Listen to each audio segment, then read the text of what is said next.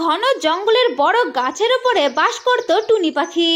টুনি পাখি ছিল ভীষণ গরিব। টুনি পাখির ওই জঙ্গলের মধ্যে আপন বলতে কেউই ছিল না। টুনি জঙ্গলের মধ্যে একাই বসবাস করত। টুনি পাখির কাছে মজবুত কোনো ঘর ছিল না। সে জঙ্গল থেকে কিছু খড়কুটো নিয়ে তার বাসাটা বানিয়েছিল। তার উপরে জঙ্গলের মধ্যে রোজ দিন বৃষ্টিপাত হতো, আর এই বৃষ্টিপাতের কারণে টুনি পাখির ওইখানে থাকাটা বড্ড মুশকিল হয়ে গিয়েছিল। একদিন টুনি তার বাসার মধ্যে বসেছিল, আর বাইরে প্রচন্ড বৃষ্টি হচ্ছিল। হে ভগবান, এই বৃষ্টিটা তো থামার নামই নিচ্ছে না। প্রত্যেক দিন রাত্রেবেলায় এই বৃষ্টিটা হয়, আর এই বৃষ্টি হলে যে আমার প্রচন্ড ভয় লাগে।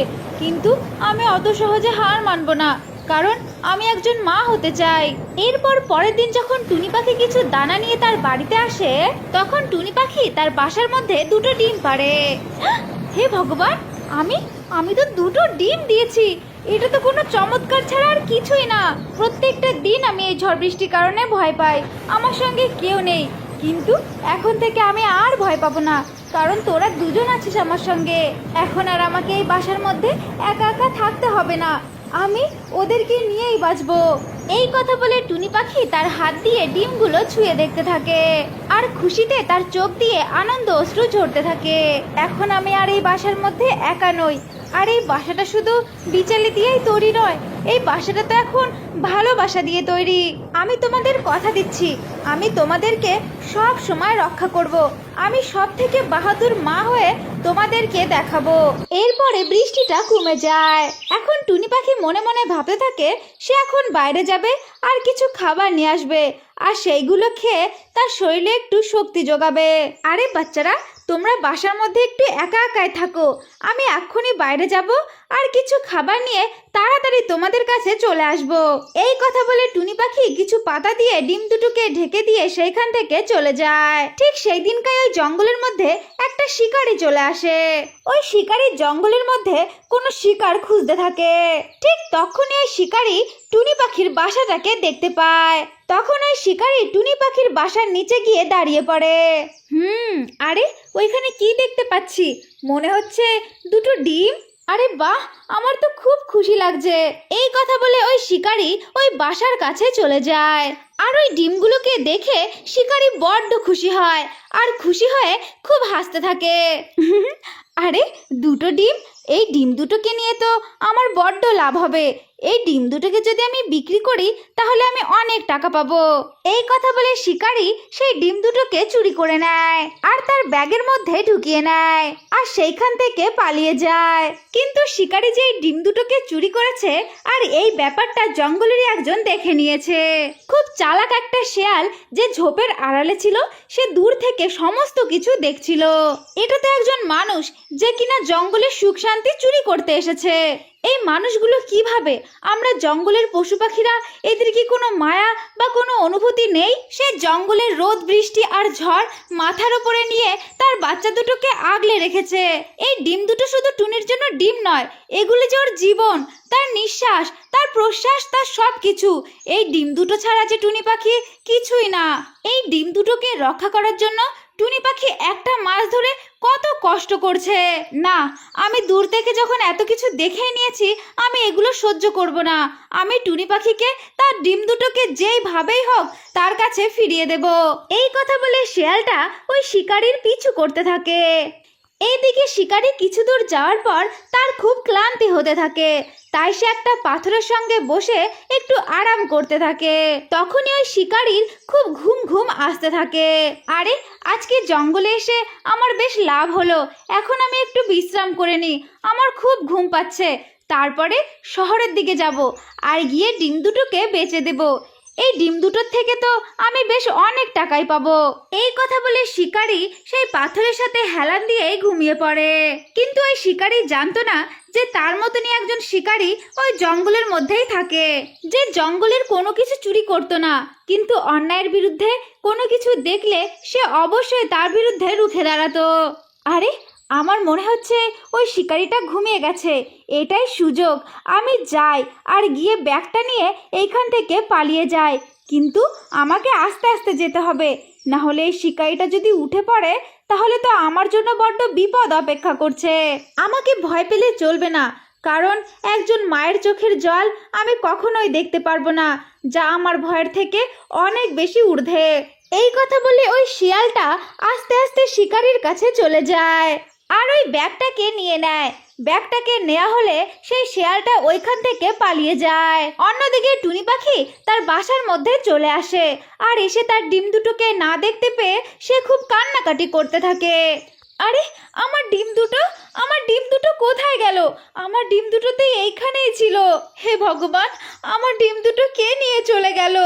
এই কথা বলে টুনি পাখি বড্ড কান্নাকাটি করতে থাকে আর বাসার এদিক সেদিক দেখতে থাকে, কিন্তু সে তার ডিম দুটোকে কোথাওই দেখতে পায় না। আরে আমি তো একটু সময়ের জন্য খাবার খুঁজতে বাইরে গিয়েছিলাম, আর এর মধ্যে আমার ডিমটা চুরি হয়ে গেল। আমারই দোষ, আমি কেন ওদেরকে ছেড়ে বাইরে গেলাম? আমার কারণেই যে আমার ডিম দুটো হারিয়েছে। এই কথা বলে টুনি পাখি জোরে জোরে কান্নাকাটি করতে থাকে। ঠিক তখনই সেইখানে ওই শিয়ালটা চলে আসে। শিয়ালটা এসে ব্যাগের থেকে ডিম দুটোকে বের করে তার বাসার মধ্যে রেখে দেয়। শিয়াল বোন, তুমি এই ডিম দুটো তো আমার ডিম দুটো তোমার কাছে কি করে? একটা শিকারী তোমার ডিম দুটোকে তুলে নিয়ে যাচ্ছে। একটা শিকারী তোমার ডিম দুটোকে চুরি করে নিয়ে যাচ্ছিল, ঠিক তখনই আমি দেখে ফেলি। তাই আমি মনে মনে ভাবতে থাকি এই ডিমগুলোকে আমি ওকে কিছুতেই নিয়ে যেতে দেব না, কারণ একজন মায়ের অনুভূতি আছে এর সঙ্গে, একজন মায়ের ভালোবাসা আছে এর সঙ্গে। তাই আমি সব কিছু দেখে কিভাবে চুপ থাকতে পারতাম? ওই জন্যই যে আমি তোমার ডিম দুটোকে উদ্ধার করে নিয়ে এসেছি। শিয়াল বোন, তুমি শুধু আমার ডিমগুলোকে আমার কাছে ফিরিয়ে দাওনি, তুমি আমার জীবনটা আমার কাছে ফিরিয়ে দিয়েছো। শিয়াল বোন, আজ আমি তোমার কারণেই মা হতে পারবো। তোমাকে আমি কখনো ভুলবো না। তুমি এই জঙ্গলের একজন সত্যিকারের প্রকৃত বন্ধু। এরপরে বেশ কিছুদিন কেটে যায় আর টুনি পাখির ডিমের মধ্যে থেকে ছোট্ট ছোট্ট দুটো বাচ্চা বাইরে বেরিয়ে আসে।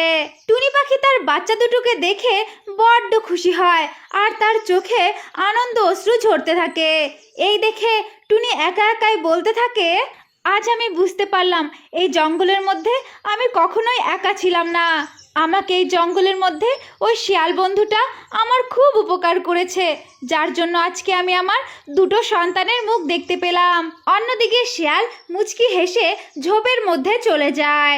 আমার ছোট্ট বন্ধুরা, আমরা এই গল্প থেকে এটাই শিখতে পারলাম, সত্যিকারের সাহায্য সবাইকে দেখিয়ে নয়, নিশ্চুপে করাই ভালো। একটি জঙ্গলে দুটি পাখি বসবাস করত।